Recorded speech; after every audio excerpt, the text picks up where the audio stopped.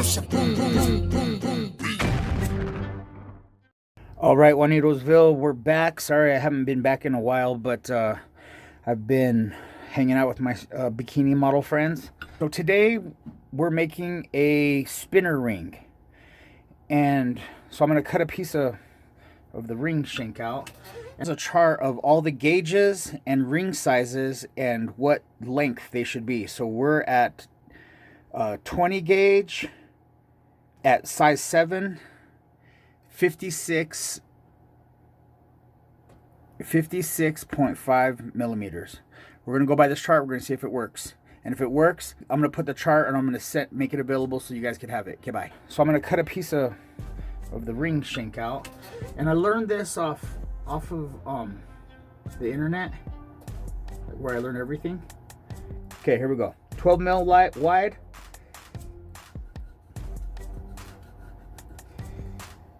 Apparently this is supposed to make it easier to see.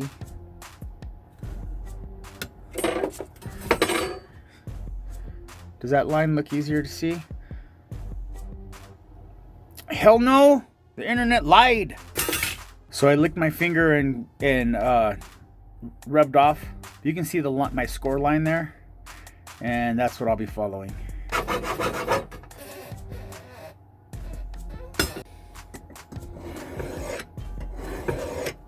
Now we're going to stamp the boom. Let's do this in fast motion and see if it looks cool.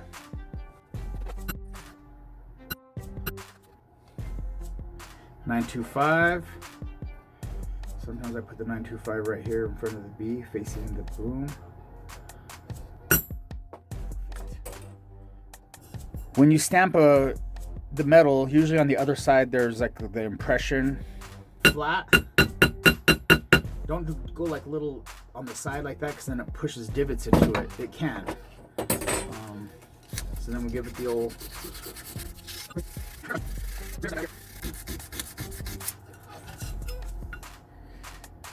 Very slight, very slight. Innovative angle for me. An angle I don't normally do, and I'll probably know why. I flexed that, and you can't. That's freaking blurry as hell. All right, friends, we are heating up the flux, and I got some solder right here. It's already starting to get pretty warm. I can see that. Take the heat off. Place the solder, bring it back, put down my tweezers and pick up my pick. Don't put your hand on your tweezers because it'll burn the back of your hand. Okay. Boom, the solder has run, and we're good. That's it right there. We'll clean that up and then get moving on to the next step, which is going to be to prepare the next set of spinners that are going to be on it. And I think I'm going to do silver and copper, maybe a couple silvers and a couple coppers. I've seen that before. I'd like to do something I've never seen before. I'll give it some thought. My calculations that I put were pretty close, but not exact.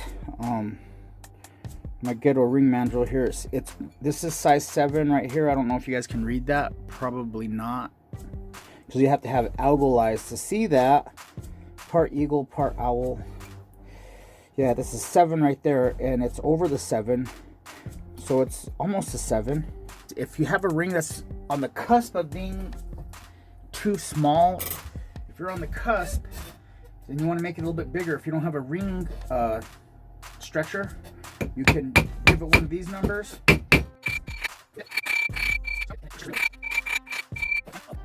7, where's the 7? Owl eyes. Perfect size 7. Now we're gonna anneal it before we do any flares or do anything else. So I'm gonna anneal it one more time just to get it nice and soft again. And I just burned my fingers grabbing this because I wanted to see and it was still hot. Then I smell my fingers and they smell like chicken.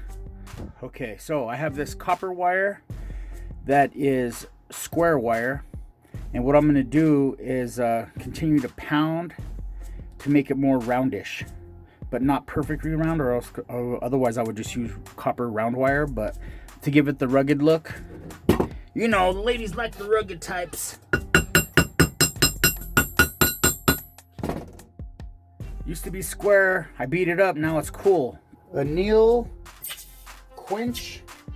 And I learned on my jewelry group that when you anneal, it loosens up the molecules or the atoms, which is what I thought. And then when you quench it, it freezes the atoms in that open, loose state. Alrighty, stoners, we got the bend. So what I'm going to do is I'm just going to bend this around. So I didn't measure this. And then what I'll do is I'll just cut it. I'll just cut it. I can cut it right here.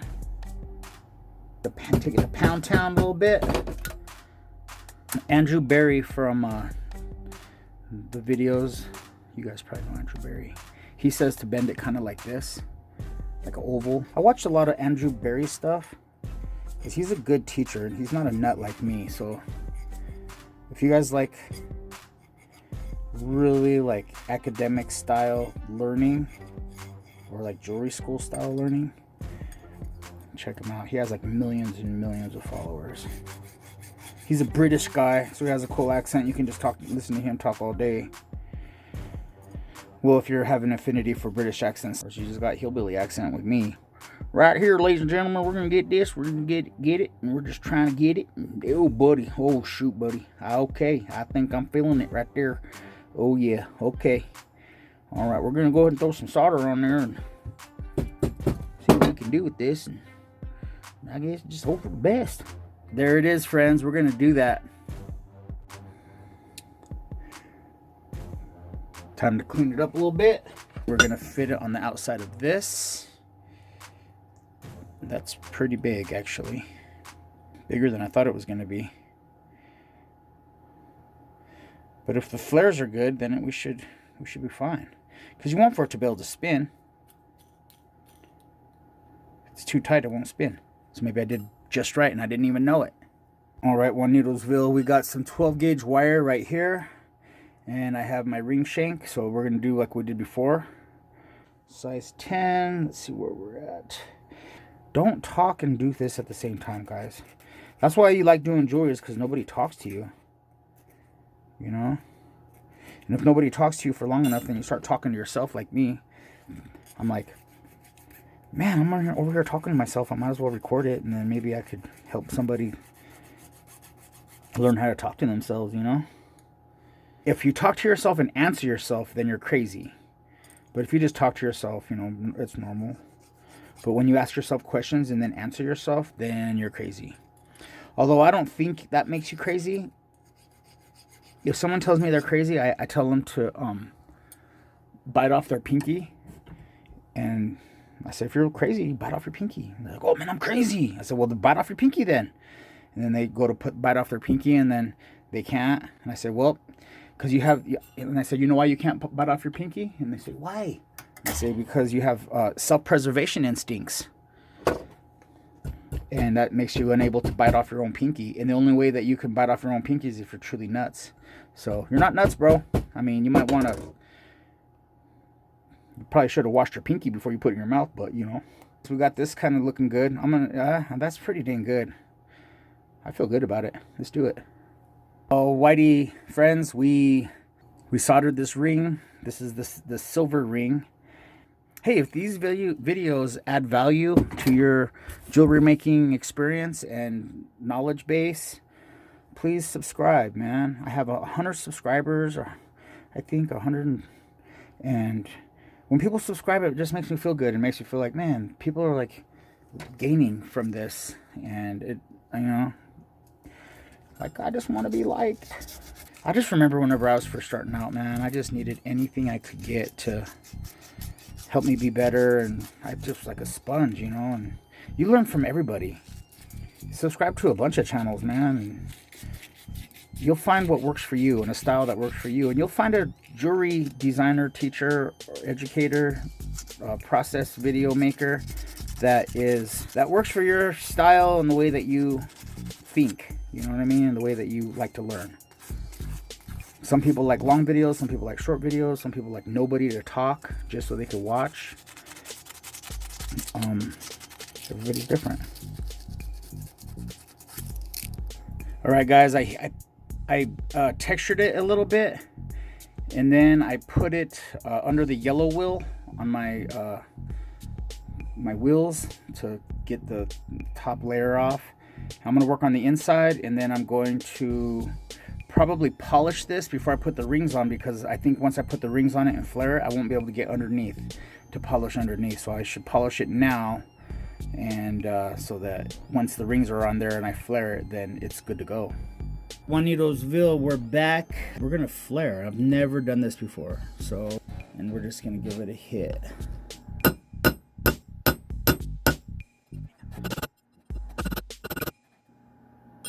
I don't know how much to do.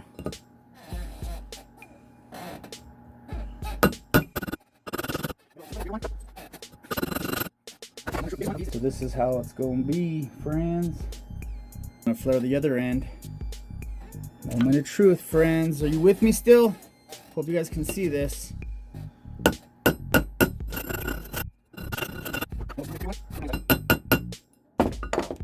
Boom.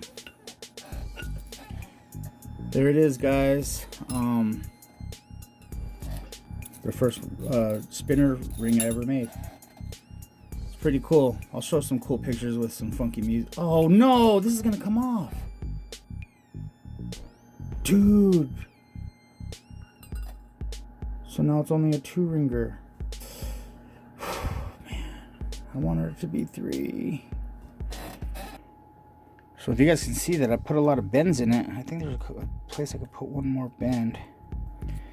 There it is, guys. I'm gonna flare these just a little bit more because I think that they can be. All right, Juanitosville, bam, kids, look at that. A flare ring, a boom flare ring, the first one I ever made. Feels good. It spins. Everything spins. Dude, this is cool. It's like a fidget toy for an adult. It's a fidget toy basically for adults, but it has got a little style to it, right?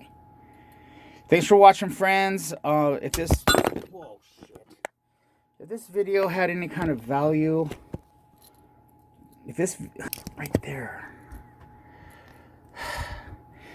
video had any value and you liked hanging out with me, subscribe, man. I'll be doing another episode, and I'm gonna keep doing episodes until my fingers are just nothing but nubs. All right, thanks for watching. Check you later, homies.